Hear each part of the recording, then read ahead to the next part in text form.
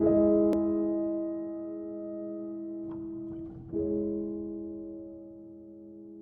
you like to be the President of the United States? I really don't believe I would run it, but I would like to see somebody as the President who could do the job, and there are very capable people in this country. Why wouldn't you dedicate yourself to public service? Because I think it's a very mean life. I would love and I would dedicate my life to this country, but I see it as being a mean life, and I also see it as somebody with strong views and somebody with the kind of views that are maybe a little bit unpopular, which may be right, but may be unpopular, wouldn't necessarily have a chance of getting elected against somebody with no great brain but a big smile. This sounds like political presidential talk to me, and I know people have talked to you about whether or not you want to run. Would you ever? Probably not, but I do get tired of seeing the country ripped off. Why would you not? I just don't think I really have the inclination to do it. I love what I'm doing. I really like it. Also, it doesn't pay as well. No, it doesn't. But, you know, I just probably wouldn't do it, Oprah. I probably wouldn't, but I do get tired of seeing what's happening with this country. And if it got so bad, I would never want to rule it out totally, because I really am tired of seeing what's happening with this country, how we're really making other people live like kings, and we're not. You've said, though, that if you did run for president, you believe you'd win.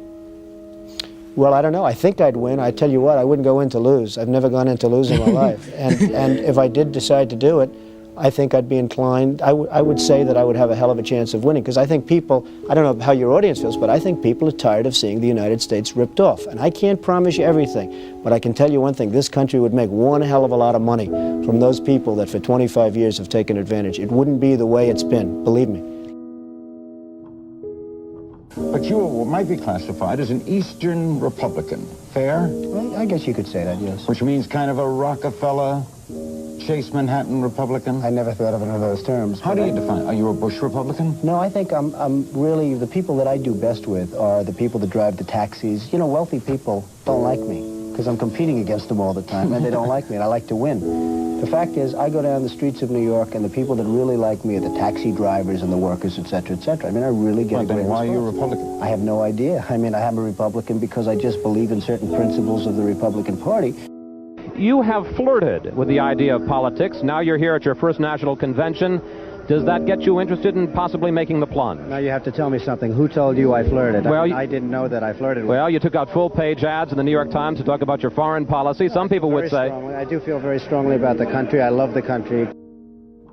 You've become a role model in this country. The reason that your book sells, the reason that your board game sells, is because people are looking to leaders. People are looking for values, and you're one of the people. And it's no... You may dismiss it, but people are talking about, you know, Donald Trump for president. What they're really talking about is Donald Trump, show us the way. Well, be the true white hat. I'm, again, somebody that has a good instinct financially. I have had historically. I've followed markets. I've been going the right direction, whether it's New York real estate or stocks or whatever. I know from a common sense financial standpoint that something has to burst. When a country is losing billions and billions and billions of dollars a year, and when other countries are making hundreds of billions of dollars, something is going to burst, and it's going to start here. I know it. It's a question of when. To me, it's not a question if, it's a question of when.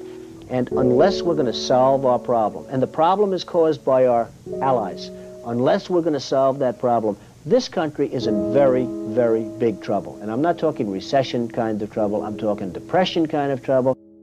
Would you really like to take over and run the country as you have run your organization? I would much prefer that somebody else do it. I just don't know if the somebody else is there. I don't know if we have the kind of advocate that you need. We need major surgery. This country needs major surgery. Are you the surgeon? I think I do a fantastic job, but I really would prefer not doing it. Are you saying you will take it only if drafted? No, I'm not saying that. I'm saying that I hope that somebody comes along who can be an advocate, and I think that somebody will be so popular, But you haven't seen he or she will be the most, but I don't see it now. I wish that person were there. But again, I do know one thing. It's not a question. This country is losing hundreds of billions. It's not a question if, it's a question when. I have never understood how this is possible. I have never understood how somebody throughout this country didn't sue the United States government and have that overturned. I mean, you had people, investors, investing over a 10-year period for under a set of conditions. And this is, as I was talking before, playing the game. We're all playing by a certain set of rules.